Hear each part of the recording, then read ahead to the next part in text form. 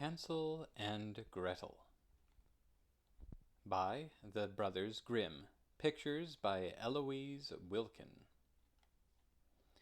On the edge of a small clearing, near a great forest, there lived a poor woodcutter and his wife and his 2 children, Hansel and Gretel. The wife was the children's stepmother, and she was very cruel to them.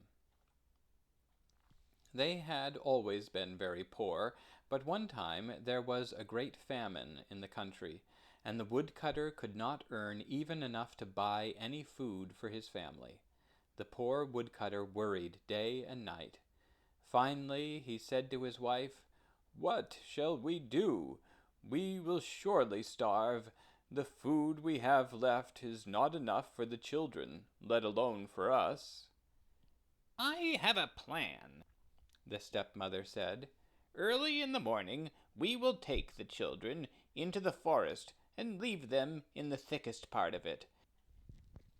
They will never find their way home again, and we will be rid of them." "I cannot do that," cried the woodcutter. But the cruel woman forced him to agree. Now Hansel and Gretel heard them talking, and Hansel thought of a clever plan. Creeping outside, he filled his pockets with pebbles. The next morning, before the sun was up, the stepmother shouted to the children, "Get up, you lazy bones! We are going into the forest to cut wood. Here is a piece of bread. Don't eat it yet, because you won't get any more." Then they set off for the forest, with Hansel and Gretel lagging in the rear. Gretel carried their bread, and Hansel stopped every few steps to drop a pebble on the ground. Finally the father called back, "Hansel, hurry up! What's keeping you?" "Oh, I'm just looking at my white kitten who's sitting on the roof," said Hansel. "She's trying to say goodbye to me." "You fool!" cried the stepmother. "That's the sunshine glinting on the roof." When they reached the middle of the forest, the father built a good fire. Then the stepmother said, "Wait by the fire while we go to chop wood.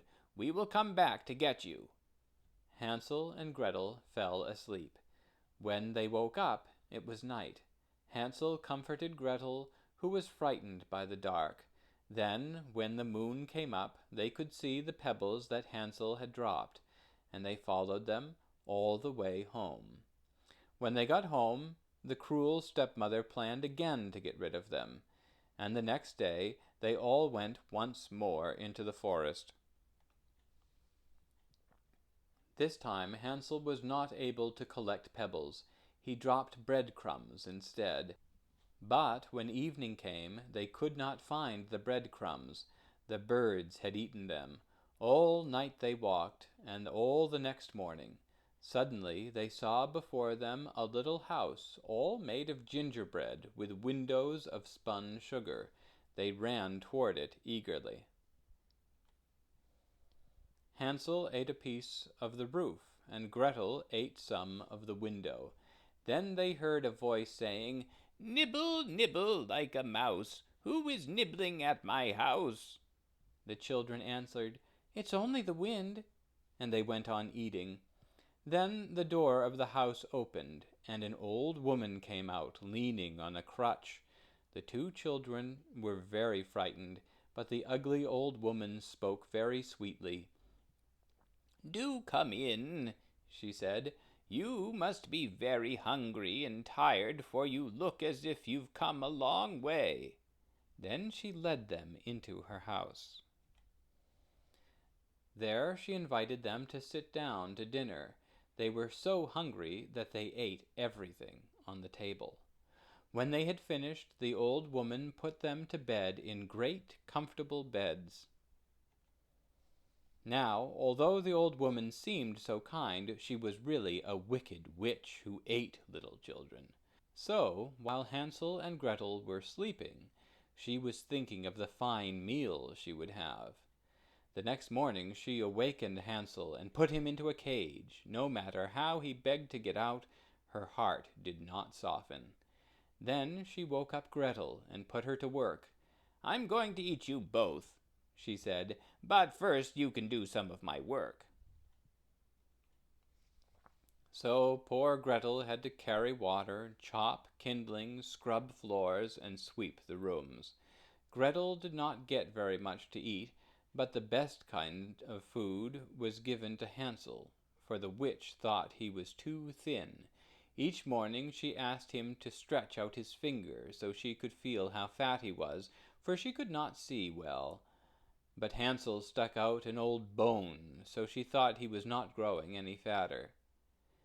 At last the witch decided to eat him anyway. Gretel had to build the fire and fill the kettle, and she cried as she worked. Then the witch came to Gretel and said, "Crawl in the oven, Gretel, and see if it is hot enough." But Gretel replied, "I don't know how to do it. How do I climb in the oven?" "Stupid!" cried the witch. "The door is big enough. Why, I could get in myself." So she bent down and put her head in the oven. Quick as a flash, Gretel pushed her in and slammed the door. Then Gretel let Hansel out of his cage. "Hansel, we're free!" she cried. "The old witch is dead." Filling their pockets with glittering jewels from the witch's hoard, they set off through the woods, determined to find their way home. But though Hansel and Gretel walked and walked, they were still lost, and not a thing looked familiar. Just when they had given up hope, they heard a happy cry. There was their father coming toward them. "Hansel! Gretel!" cried the father, hurrying to them. "I have looked and looked for you." He took them home, and Hansel and Gretel found that their cruel stepmother had gone away forever. And with the jewels that they brought from the witch's house, they were able to live comfortably and happily ever after. The end.